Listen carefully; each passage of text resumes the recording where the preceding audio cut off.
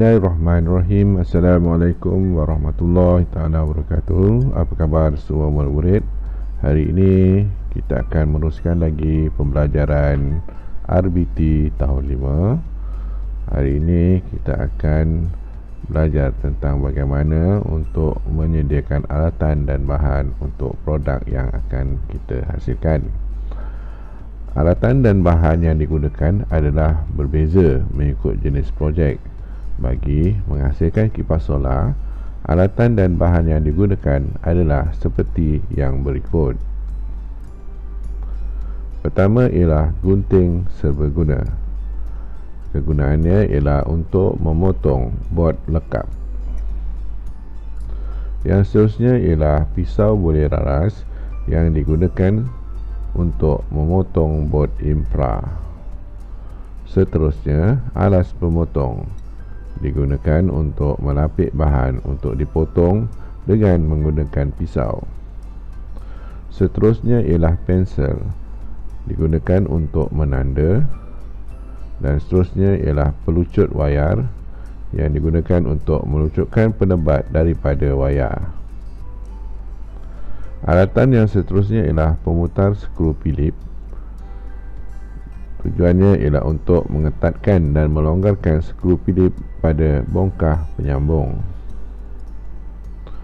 Seterusnya ialah pembaris keluli, digunakan untuk mengukur dan memindahkan tanda jarak pada bahan projek. Sekarang mari kita lihat pula bahan-bahan yang akan kita gunakan dalam produk kita, iaitu membina kipas solar. Yang pertama ialah bot lekap. Bot lekap berfungsi sebagai bahagian tapak projek. Yang seterusnya ialah bot infra, membuat bahagian badan projek. Panel solar digunakan untuk menyerap cahaya matahari bagi menghasilkan tenaga elektrik atau haba.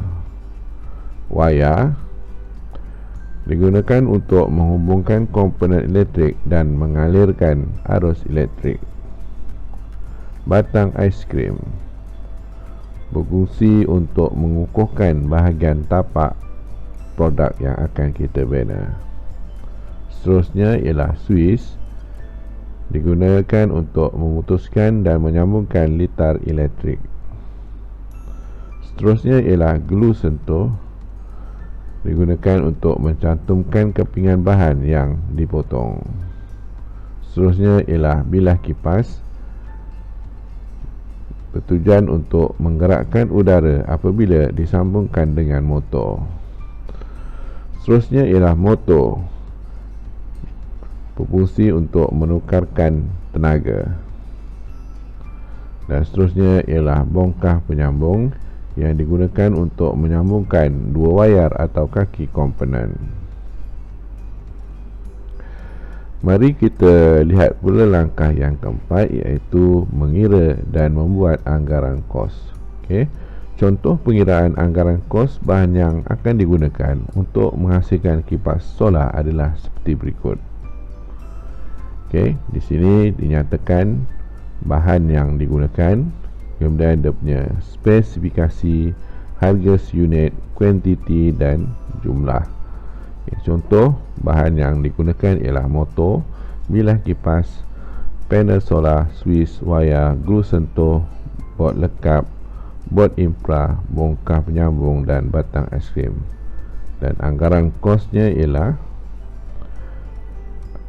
bagi motor ialah RM2, bilah kipas RM1.20, panel solar RM5.80, suis 70 sen, wayar 10 sen, glue sentuh 20 sen, bot lekap RM1.50, bot infra RM1.90 sen, bongkah penyambung 30 sen dan batang aiskrim 20 sen. Baik, ini anggaran kos. Jumlah yang akan dibelanjakan ialah RM13.90. Demikianlah pembelajaran kita untuk kali ini. Apa yang telah kita pelajari hari ini ialah kita telah melihat apakah alatan dan bahan yang akan digunakan dalam membina kipas solar. Kita juga telah melihat bagaimana anggaran kos bahan yang akan digunakan untuk menghasilkan kipas solar. Semoga apa yang telah kita pelajari hari ini memberikan kefahaman dan panduan kepada murid-murid. Selamat berjumpa lagi.